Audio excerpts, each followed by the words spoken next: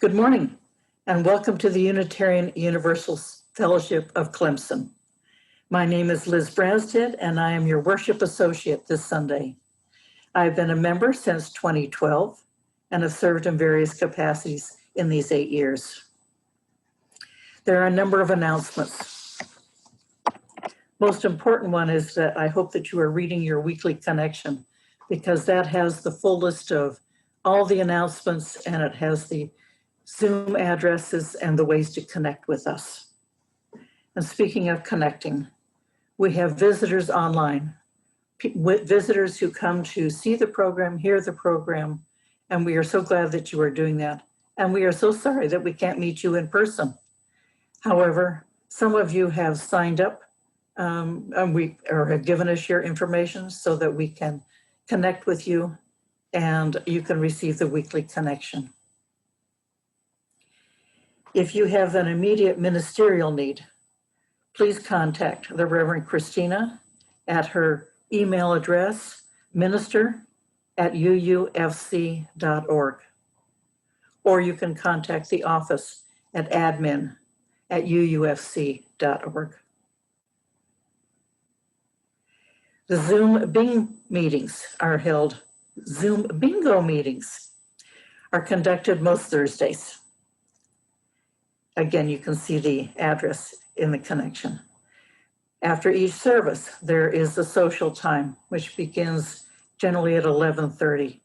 Do join us. There's a nice group that convene and talk about what was part of the service or get news about individuals. A very important meeting is coming up on September 27th. That's next Sunday. And that will be the congregational meeting beginning at 12 o'clock.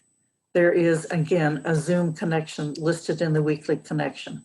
This is a very important meeting since there will be changes to the policies and procedures, and there will be some major changes.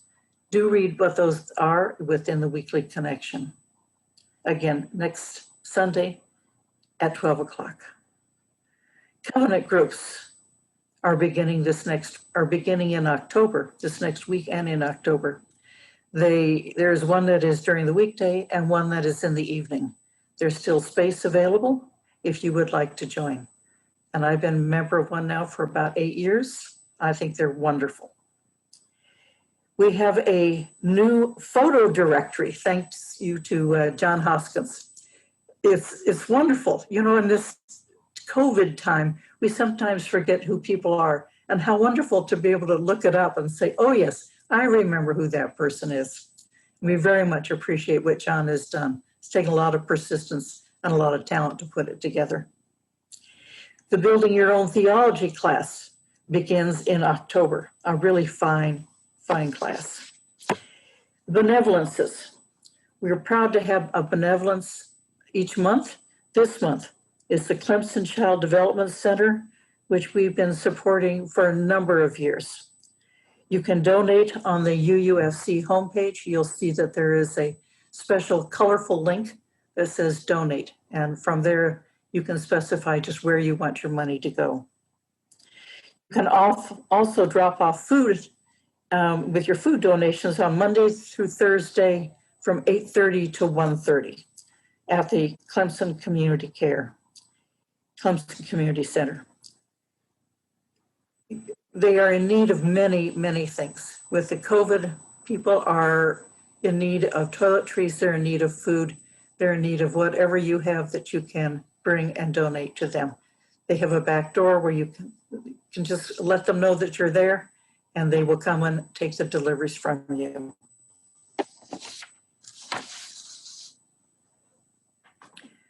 Now, it is time to acknowledge the beginning of the ministerial part of the service.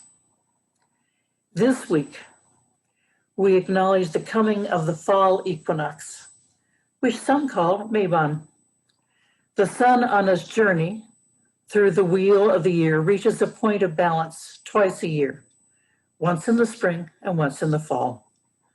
The fall equinox will be this week on Tuesday, September 22nd at 9:30 a.m. Eastern Daylight Time. Where will you be at this time? Perhaps you can stop at that moment and ponder how you leave time aside in your life for seeking balance. Let us begin worship today with these opening words adapted from the Reverend Susan Manker seal. On the equinox, we are called back into balance, back into ourselves in the silence of present being. But it is not just back into ourselves to which we are called. It is also to the awareness of the continuous presence of the environment around us and within us. We are called to remember our relationships and our dependencies.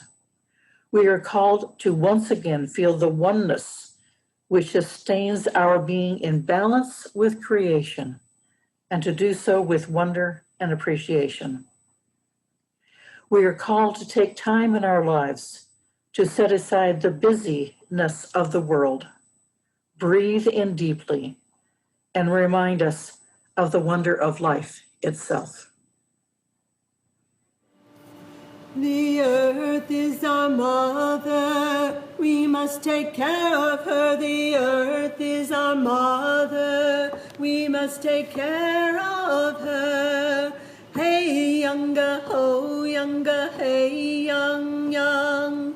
Hey, younger, ho, younger, hey, young, young.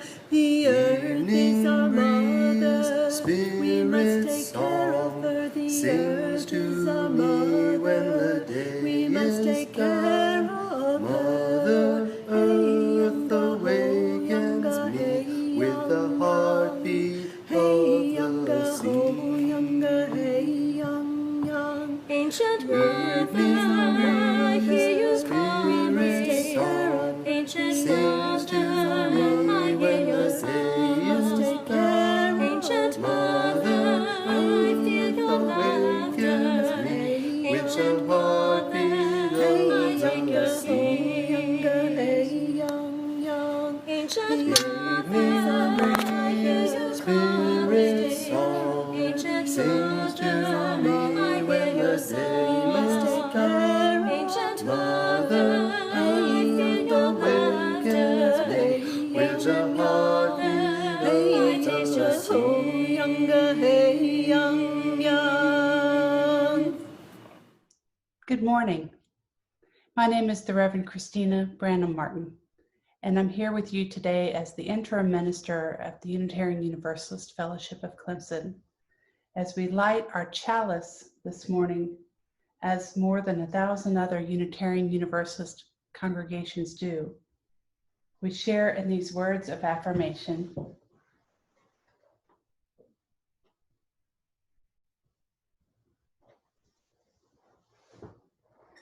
We gather together in the spirit of love. With justice as our guide, this is our chosen covenant, to dwell together in peace and to seek the truth with freedom, and to care for one another. What lovely words.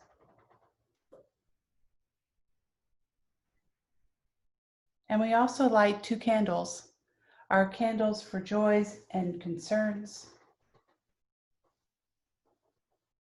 First, for our joys.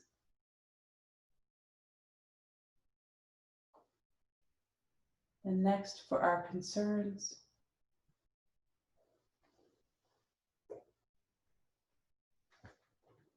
The first candle for our collective joys, our personal celebrations, and our daily moments of peace that carry us through right now. Some in our fellowship celebrate renewed health, finally, and new grandchildren who have yet to be met, but are celebrated daily. Some have new jobs and new relationships. Hope abounds. And the second candle is for our collective concerns, our worries for each other, our concerns for our communities, our well-being, our country, and our world.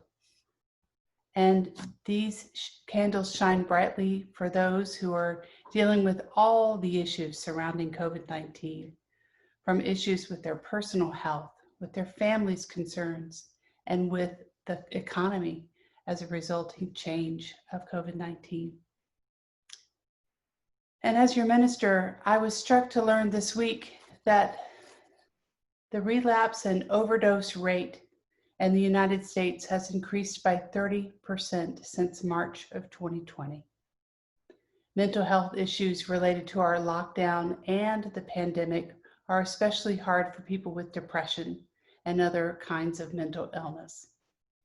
This is Mental Health Awareness Month. And if you need help through this time, know that you are loved and that support is available. You can reach out to those who love you. You can reach out to me. You can reach out to a professional. And NAMI, the National Alliance of Mental Health, has a 24-hour help hotline, 800-950-6264. Take care, dear ones. The lighting of these candles every week are our ritual that bind us together in community. If we were together in the sanctuary at this time, this will be the time of passing the baskets for the offertory. And even though we're not together physically in the building, the giving for the financial well-being of this community is still possible.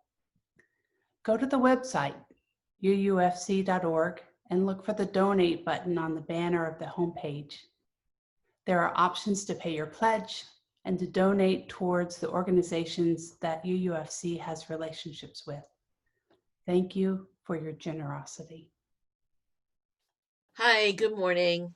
So today I am going to tell you about the pagan festival of Mabon, which is one of our 4 minor sabbats. And Mabon celebrates the passage of the sun as it travels through the wheel of the year. I'm also going to tell you a story about Rupert the rabbit and about Melvin Mouse. So here we go. Rupert the rabbit was in a great big hurry. So down the path he ran, stretching out his long legs as far as they could and running as fast as he could. He knew it was time for the people to come and celebrate in that special place in the meadow. They would dance, they would drum, they would pray, they would lift up their voices in song or chant, and to call the god and goddess. Rupert looked forward to the times when the people would come. But they only came on certain days, and Rupert didn't want to miss a minute of it. So as he ran through the woods thinking about the people who were coming, he wasn't paying any attention to what was going on around him. He didn't see Melvin the mouse in the middle of the path. I'll bet you can guess what happened at that point. Rupert ran right into him, and the both of them went flying. That poor little mouse ended up right in the bushes. "Oh my goodness, I'm so sorry," cried Rupert. "Are you hurt?" "Nah," said Melvin. "But you gave me quite a fright. What are you doing running in such a hurry?" "Today is the festival for the people who come to visit us sometimes," said Rupert, "and I don't want to miss a minute of it." That's when Rupert noticed that Melvin had a basket that was filled with acorns and pine cones and sweetgrass and all kinds of good mousy goodies. Melvin himself was carrying this big, red, juicy apple that was kind of a little too big for him. "Where are you going with all of this?" asked Rupert as he took the apple from Melvin in an attempt to help him. "Well, that's a whole story," said Melvin. Rupert was in a hurry, and he began to think he didn't want to miss the people's ceremony, but then he also knew that the mouse liked to tell stories and that he was really good at it and he was very wise. If he stayed to listen to what Rupert had to say, he could also help him carry his things home. After all, it was because Rupert hadn't been looking where he was going in the first place that their crash had happened. Rupert also knew that he would be too late to see the people, but on the other hand, he also knew that his friend would appreciate the help. And so Rupert turned to Melvin and said, "Please tell me about it." as he picked up the basket for his friend. Today is the autumn equinox, said Melvin. It is in the Celtic religion, it is also known as the festival of Mabon. Mabon, whose name comes from the Welsh god of the same name. Mabon? Asked Rupert. Well, that's what the people call it, said Melvin. It's also called the harvest home, and it's also known as the witches' Thanksgiving. And it has a lot in common with other Thanksgiving and harvest celebrations that are celebrated around the world. It is the second harvest festival of the wheel of the year. And it's also the time right now when the sun and the moon share the sky equally. It follows the Mabon follows Lammas, which is the first harvest festival. We animals also know it as the time when the earth starts to die. Well, Rupert was a little alarmed with that. The earth starts to die? What does that mean? Well, said the mouse, the weather starts to get cooler, and some of the plants will turn from green to brown. It's not the beginning of the year, and it's not the end of the year. It's just somewhere in between. People use this day to gather with friends and family, to give thanks for the bountiful food that they are about to feast on, as well as all the wishes, dreams, and goals that they have been working hard towards. Mabon is also a time to prepare for the upcoming winter season and welcome the beginning of the end of the year. Okay, Rupert said, so what do we animals do? Well, like the humans, we store up all the good things to eat, said Melvin. Like what I have here. I waited a little bit too long to get all of my stuff put away, and I would be running really behind if I hadn't run into you, and then you stayed to help me, said Melvin. Rupert laughed at that, still sorry that he had missed the people's ritual, but glad that he was able to spend time helping his friend. But then Rupert had another thought, and it kind of made him shiver. If summer is ending, wouldn't it start to get very cold, he asked. Yes, said Melvin. The end of the year means that it is going to get cold, and the plants will wither. But Rupert, look at all this. We have, he said, pointing to his basket, we have plenty of good things here. We'll be just fine. Melvin continued on. Death, my friend, is nothing to fear, whether it's your own or the turning of the wheel of the year. Birth, death, and rebirth are all part of the great mystery that is all of life. And that is the message of Mabon, to celebrate what we have right here, right now, together. Rupert thought about that for a minute. And it seems to me, he said, that balance is important too. You know, balance between work and play, life and death, night and day, and even hot and cold. That's exactly it, said Melvin. Now, would you help me get all of this food put away so that we can start to have our Mabon celebration? As Melvin the Mouse told Rupert, the minor sabbats such as Mabon are traditional holidays that are celebrated with family and neighbors. And since Mabon, which this year falls on September 22nd, the day and night have the exact same amount of daylight and darkness. It is a reminder that winter is on its way. But the day of Mabon is a day of balance between the two. The few days before Mabon are known as a time of harvest. It is the time that we have used to finish up old business, dreams, projects, and goals, that which we have been cultivating and working at throughout the spring and the summer months. And the days after Mabon are used to prepare for the upcoming winter months. So the day of Mabon is a time to stop and rest.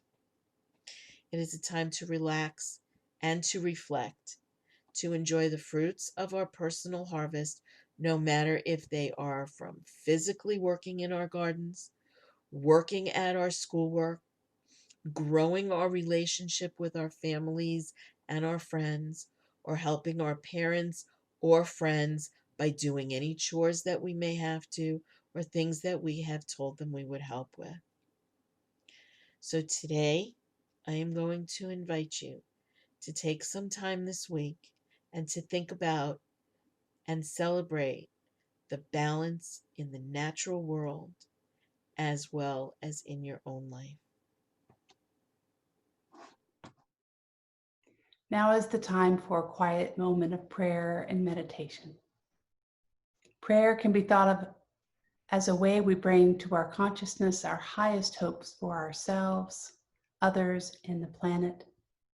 And meditation is a way of creating a moment of clear space to refresh our spirit and to invite in peace. So I invite you to relax more comfortably in your chairs and to take a deep breath.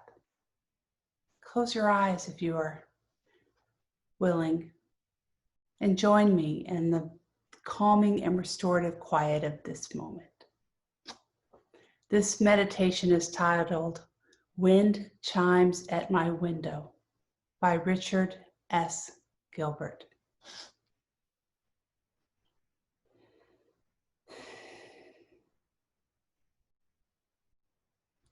I sit in my office at work, my mind full of ideas, too many ideas, when suddenly and without warning, a gentle breeze moves through the open window and stirs my wind chimes. Their gentle ringing distracts me from the buzz of my computer and transports me to another realm.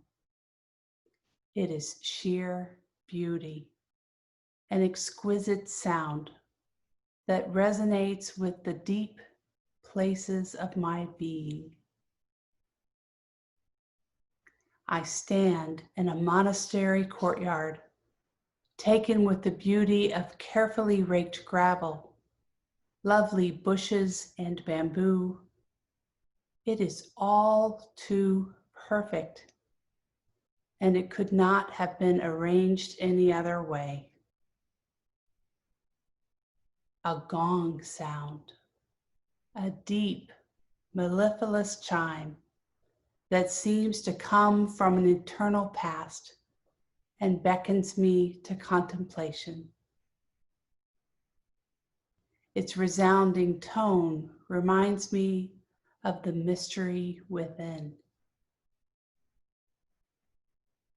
I purchased a small bell, a replica of the great gong.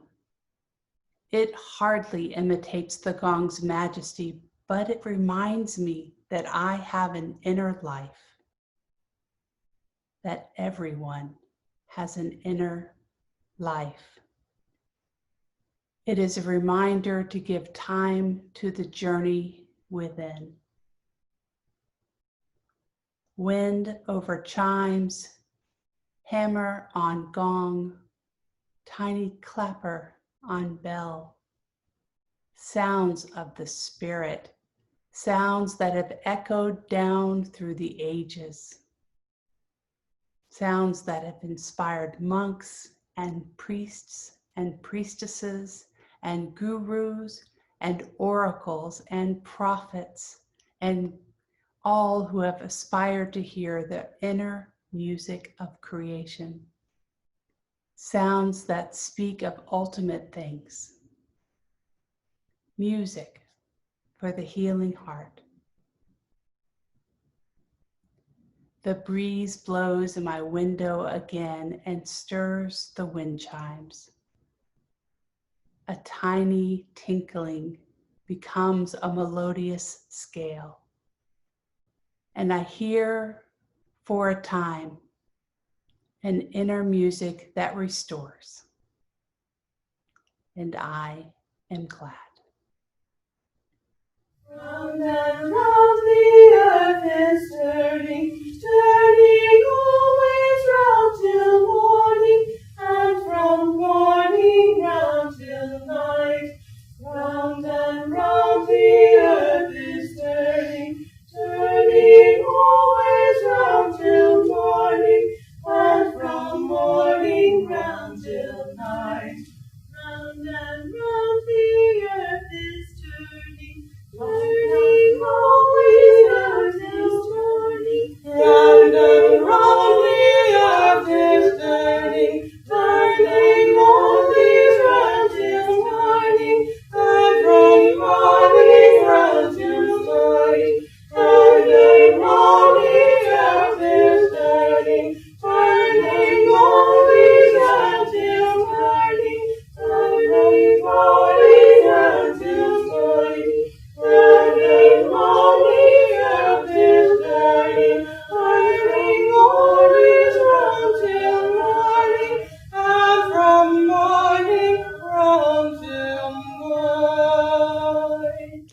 Today we will reflect on how we found balance in our lives. And for many, balance is found in time set aside, such as an hour or a day or a week, or time to take a deep breath, even if just for a moment, to refocus on our priorities.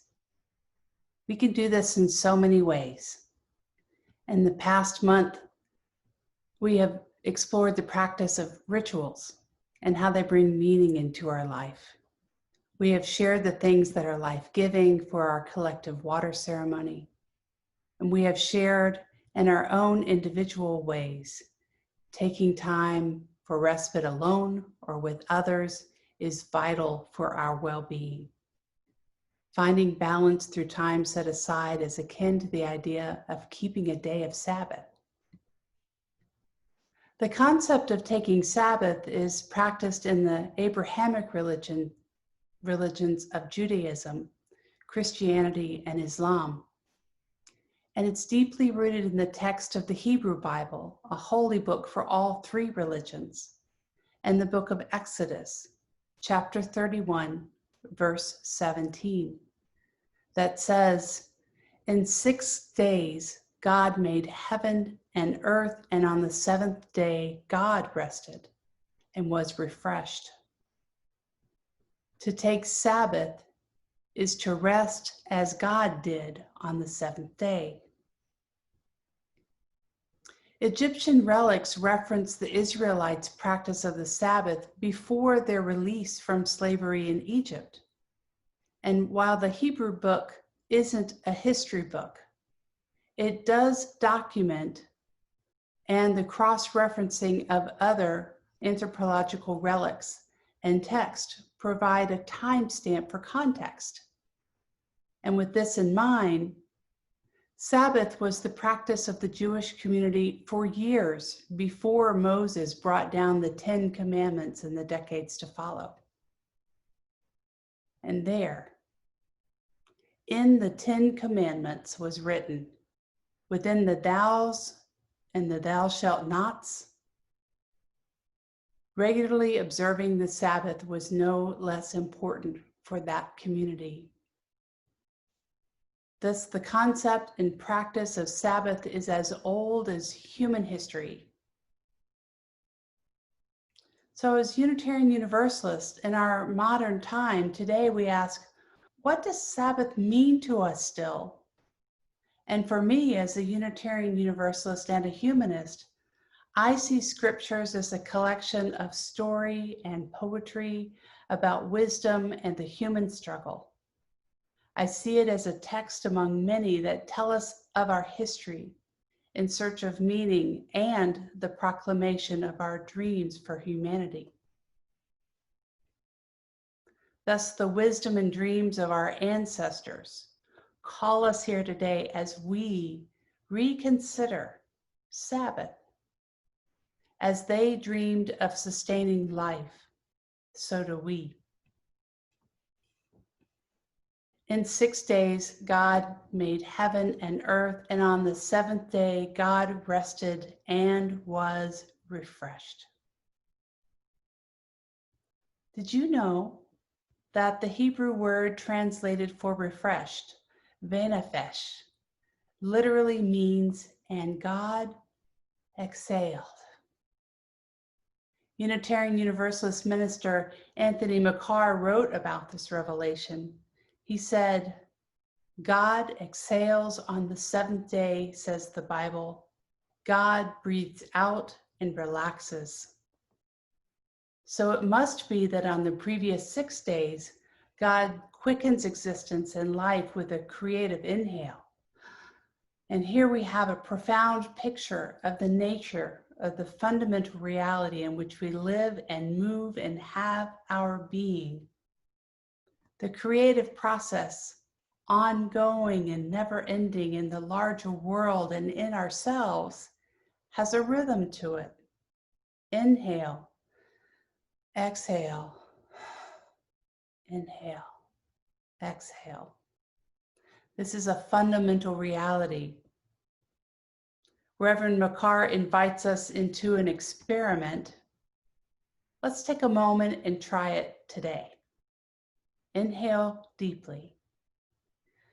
Fill your lungs with air as far as they'll go. Now don't stop. Keep on inhaling. Keep on. That doesn't feel good, does it? McCarr exclaims, "Welcome to life in our modern America, where the inhale-exhale rhythm of creation is out of whack. Because today, there's the constant flow of intense stimuli and endless information, and we inhale the emails, we inhale the images, we inhale the jabber, and we can't seem to stop even when we feel manic, depressed, feeling fried, and feeling exhausted. The inhale is constant and exhausting." In a book called Sabbath, Finding Rest, Renewal, and Delight in Our Busy Lives, author Anthony Wayne Muller makes this clear. He writes, "Busyness and overwork become a kind of violence in which we simply cannot be our best selves. We must find ways to exhale, to rest in order to be our best selves. And now, here in the time of a pandemic, we find ourselves forced to sit still, even if just for a moment. We need to remind ourselves, amidst all the news and fear and public health statistics, we need to remind ourselves to breathe. We've been offered a global timeout, in a sense, a chance to take a breath. And Sabbath offers us renewal and a time to focus on our priorities. In this surreal time of a pandemic, Sabbath allows us time to focus on what really matters in our life. And we can ask ourselves and each other now, how can we be our best selves? Writer Brene Brown sees this time as an opportunity. She writes, "We will not go back to normal. Normal never was. Our pre-corona existence was not normal, other than that we were normalized to greed, inequity, exhaustion, depletion, extraction, disconnection, confusion, rage, hoarding, hate, and lack." She continues, "We should not long to return, my friends. We are being given the opportunity to stitch a new garment, and one that fits humanity and nature. How can we be the change we wish for in the world? I ask you. We dream of a world that sees and values our interconnectedness. We dream of a world where the UU values we share are sewn into a new garment that fits all of humanity and nature. So today, as we come together to reconsider Sabbath and provide a place of rest for each other, let us catch our breath and ask ourselves for the task at hand. Let us stitch a new garment together. Fellow UU and seminarian Jennifer Hackett invites us to the work with these words. We can begin our sewing now in our own homes, alone. We can be together in person again soon, and we can layer our fabric together, creating strength and comfort in this garment sewn communally with love. Now is the time for us to speak up for this new way that is not new to us. Now is the time to say to everyone, it's okay to not live into white supremacy culture values of being the best with the most.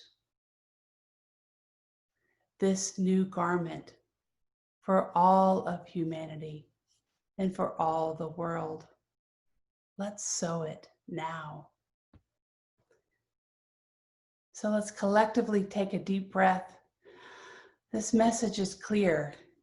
Like God in the ancient creation myth, we need to embody the rhythm of inhale and exhale in our own lives. Don't forget to exhale. And if you find you are restless and out of habit, and you probably will be, take Sabbath. Slow down and breathe. And when you're ready, let's gear up to use our energies for good. There's an election on in November. Amen and blessed be. We've come to the end of our time here together this week. I hope that you have found yourself restored. Let us close with these words. Amid all the noise in our lives, we've gathered here together to give thanks for another day, to give thanks for all in our lives who have brought us warmth and love, and to give thanks for the gift of life itself. We know we are on our pilgrimage here, but for a brief moment in time. So we've opened ourselves here today to the process of becoming more whole, of living more fully, of giving and forgiving more freely, and of understanding more completely the meaning of our lives here on this earth. May we find our way back here soon for Sabbath, for respite, and companionship on our pilgrimage.